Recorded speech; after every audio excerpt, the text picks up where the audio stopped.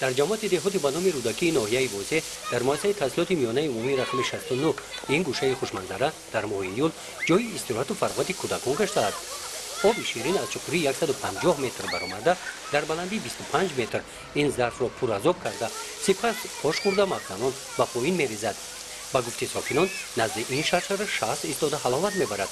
اینجا کودکان هم میآیند. یک لحظه وقتی آنها اینجا میگذرد.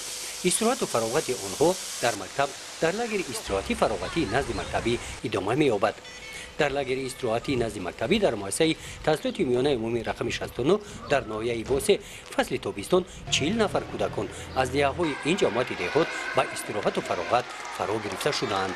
همه هم کودک‌های هستند که در همینجا در همین مؤسسه تحصیل می‌کنند. همین کودک‌ها هستند که ما هم را گفتگیم در همینجا تایی 15 روز وقتی دم می‌گیرند تای استراحت و فراغت چه لازم جای خودشون ساکن هست، جای خودشون دوش هست، آبی گرم، آبی خنک با همه شرایط‌هایی که وای هست با طلبات جواب هستند.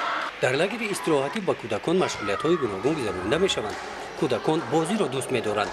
برای همین بسیاری مشغولیت‌ها در تالار ورزشی گذرانده می‌شوند.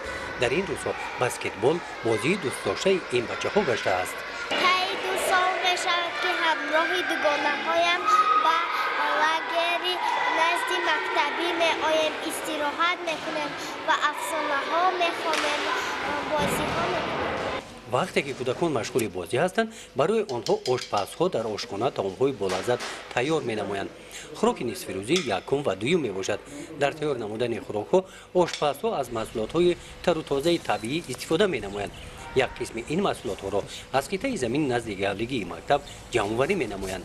در این مؤسسه تعلیمی قطعه زمین نزد گردگی مکتب را همینطور عاقلانه و ثمرانه استفاده می‌نمایند.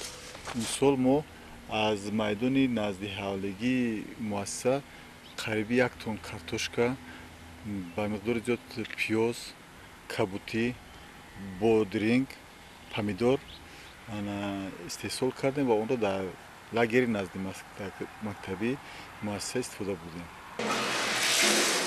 در لاگر استراحتی نزد مکتبی برای استراحت و فراغت کودکان شرایط‌های مساعد فراهم آورده شده‌اند. بعد بازی کودکان آب بازی میکنند. اینجا آب گرم و خنک دائمی هست. آب بازی وقتی خوراک خوردن هر ساعت دارد خیلی شوق‌آور است. برای مطالعه کتاب‌های بدیعی وقتی معین جدا کرده شده است. روزهایی که کودکان در لاگر استراحتی قرار دارند آنها بسیار حکایه و افسانه خواندند. در اینجا کودکان همیشه در تحت نظارت مربی‌ها قرار دارند. از فعالیت لاگرهای نزد مکتبی والدان راضی هستند. یک نبیره من در حقیقت در اینجا استراحت میکند. از شورابین‌های گذرانده مأموریت مکتب و مربیان بسیار خوشنود است. هر بگاه ما درباره وی صحبت میکنم میپرسم که چگونه گذرانده شده است. شورابینی عموما تاثیراتمون بهترین است. چنین شورابینی ها عین مدعا است در نزد حکومت و نزد هر یک مکتبی مؤسسه تحصیلات عمومی ناحیه عموما ضرور است. همین ضروریش در چیه؟ در آن است که من بعد خوانندگانی در لاگر فرا گرفته شدند در کوچه ها بهوده به نظارت نمیگردند. به همه معلوم است که واسطه نقلیات زیادند، آنها خطرناکند. ما امین رو با در خانه ها استراحت میکنیم و از احوال خوانندگان خود واقف هستیم و آنها هیچ وقت تیج آرامانه در اینجا استراحت میکنند و آرامانه رو باز بر نزد پدر و مادران برمیگردند که آرامی ما را این چیز تامین میکنند. وقتی خوراک نصف روزی هم فرا رسید کودکان داخل آشخانه میگردند.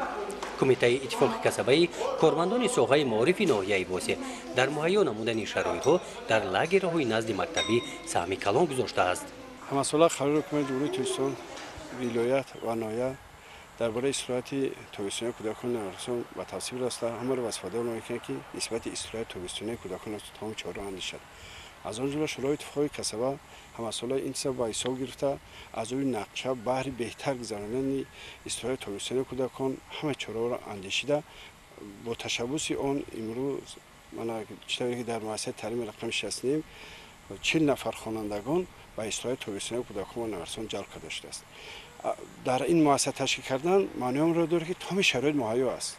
جای خواب، جای خوراکخوری که باشخانه‌های زمانوی، جای ورزشگاه داره، تالار ورزشگاه که زمانوی است. این چین دوش جای‌های آب‌بازی و جای‌های نمایشگاه‌هایی که در اطراف مکتب هستند، این استراحت خیلی خوانندگان رو باز خوبتر نخستر میکنن. در حقیقت اگر ناحیه ما لگر بین شهری نداشته باشه، ما همساله با درخواست به شورای اتفاق کسب، فدراسیون اتفاق کسب، این چین اتفاق کسب ساحه ماری ولایت درخواست پیشون میکنه و در اساس درخواست خوانندگان ما رو با لگرهای ورزا، با لگر شفا بخش، با لگرهای دیگر ناحیه‌هایی که لگرهای خوب دارن به همونجا ما گسیل میکنیم و با تشبث خودی امن اتفاقی کسبه ولایتی.